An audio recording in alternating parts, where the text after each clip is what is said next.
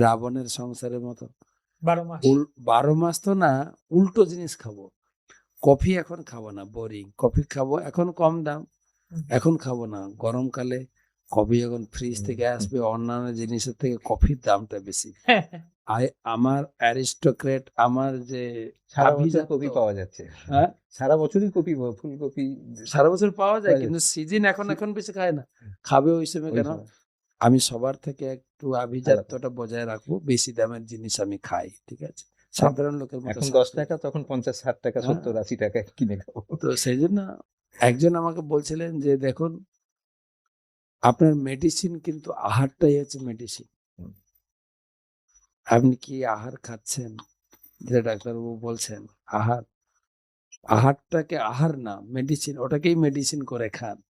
কোন সময় কি খাওয়া উচিত, কোনটা আপনার শরীরের সঙ্গে